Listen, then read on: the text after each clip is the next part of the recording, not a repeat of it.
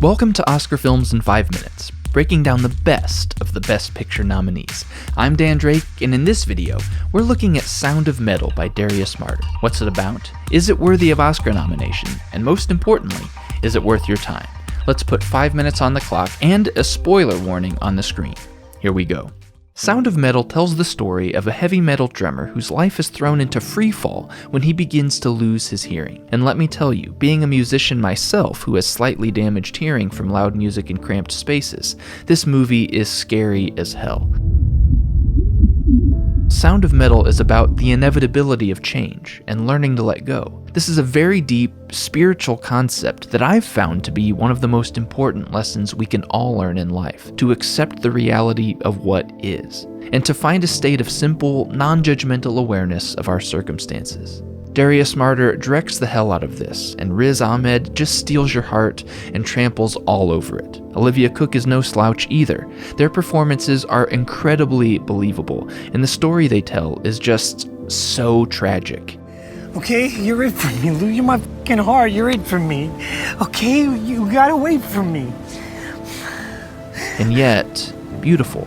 The brilliance of this film comes from the level of specific details the film includes, from the granular sound design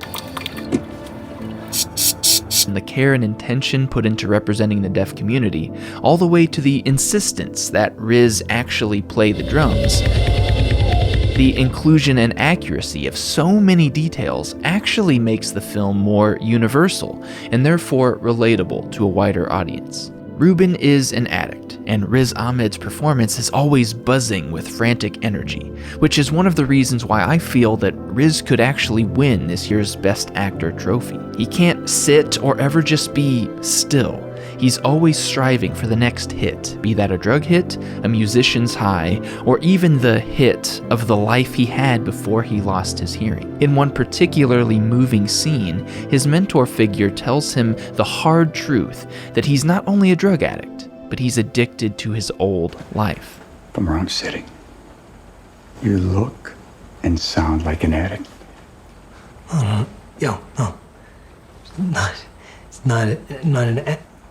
And we see over the course of the runtime a man's almost spiritual mental journey to find acceptance, not only of his circumstance, but of himself, that he is enough.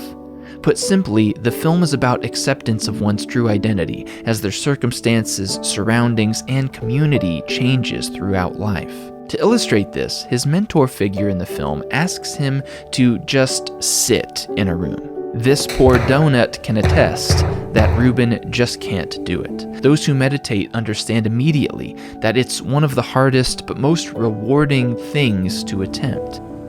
Have you had any moments of stillness? But this wider context explains why the ending is then so powerful. At the end, we see Ruben sit on a bench. Having already accepted that his relationship with Lou has run its course, he's surrounded by the sound of the busy city, getting mangled and garbled by his new implants.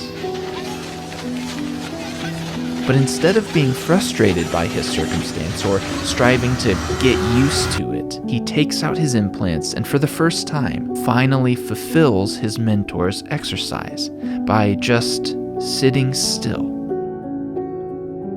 Sound of Metal is nominated for Best Picture, Best Actor in Riz Ahmed, Best Supporting Actor in Paul Raci, who plays the mentor, Best Screenplay, Best Editing, and Best Sound Design, which I believe it should win. I gave this film 4.5 out of 5 stars. If you liked this video, you can click here for the rest of the Oscar series, or you can click over there to subscribe. And don't forget to check out patron-only exclusives over at our Patreon page. As little as $1 per month gets you instant full access. And look at that, we didn't even need 5 minutes. This has been Oscar Films in, well, that amount of time. And this is Dan Drake signing out.